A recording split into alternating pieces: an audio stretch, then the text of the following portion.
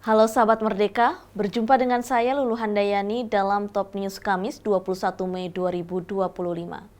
Berita pertama, Adian Apitupulu terpantik emosi mendengar curhat sejumlah driver ojek online di DPR. Selanjutnya, Presiden Prabowo Subianto secara tegas mengeluarkan ancaman pemecatan terhadap pejabat di era pemerintahannya. Anggota Komisi 5 DPR dari fraksi PDIP, Adian Apitupulu, kembali menegaskan komitmennya. Kali ini Adian berjanji untuk memperjuangkan pembatasan potongan tarif oleh aplikator transportasi online menjadi maksimal 10%. Hal itu disampaikan Adian dalam rapat di DPR pada Rabu kemarin. Rapat tersebut dihadiri sejumlah perwakilan organisasi pengemudi ojek online. Menurutnya, perjuangan ini bukan sekedar upaya ekonomi sesaat, melainkan bagian dari tanggung jawab jangka panjang demi masa depan keluarga para pengemudi. Adian menyebut kasus kelaparan sudah menjadi hal biasa di Indonesia, namun yang sampai meninggal cuma dialami driver ojek online. Bukan cuma persoalan potongan 10%, betul ya? Tapi juga ada biaya aplikasi. Logikanya bagaimana? Ketika driver itu dipesan, kan aplikasi sudah dibayar. Artinya aplikasi ini dibayar oleh dua, konsumen maupun driver. Oke, kita coba melihat begini pimpinan. Bagaimana sih sebenarnya transportasi online ini 2, 3, 4, 5 tahun ke depan, agar ketika kita mendorong regulasi kita bisa punya prediksi. Oh, kira-kira begini. Di India sekarang tidak ada lagi potongan komisi. Yang ada apa? Yang ada driver berlangganan aplikasi. Seperti kita berlangganan berita Tempo, berlangganan berita Kompas, sama seperti itu. Nah, potongan langganan ini berlaku tetap. Nah, itulah nanti masa depan driver online hubungannya dan aplikasi.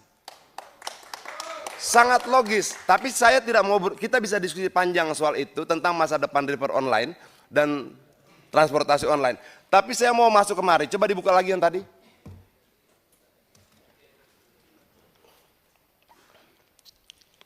Ya, nah yang biaya ini semua ada nih, biaya layanan, biaya jasa dan aplikasi.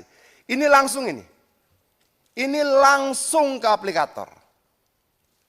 12.000. 10.000, sangat, dan lebih menyakitkan, biaya ini tidak punya dasar hukum sama sekali.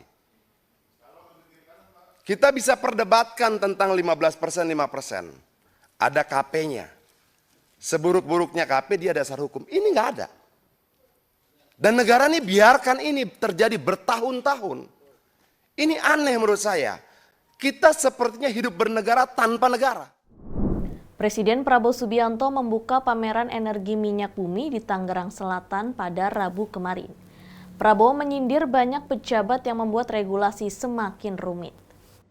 Dalam pidatonya, Prabowo menyebut ulah pejabat tersebut justru semakin membuat sulit semua pihak. Dengan tegas, Prabowo menyebut tidak ragu-ragu untuk memecat pejabat itu.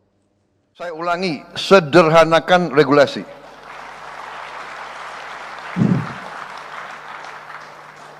Ini ada kecenderungan, ya, tidak hanya di Indonesia, tapi Indonesia ahlinya. Indonesia ahli membuat regulasi yang demikian sulit untuk kita sendiri. Ini harus kita kurangi. Pejabat yang tidak mau mensederhanakan regulasi akan saya ganti, akan saya copot.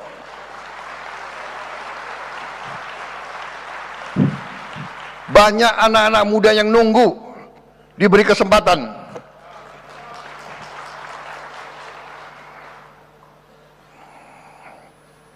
Saya minta dirubah budaya. Kalau bisa dibikin susah, kenapa dibikin gampang? Rubah cara berpikir seperti itu. Cara berpikir seperti itu tidak boleh lagi kita biarkan di republik kita yang kita cintai ini, saudara-saudara. Demikian informasi kali ini bersama saya, Lulu Handayani. Simak berita lainnya hanya di merdeka.com.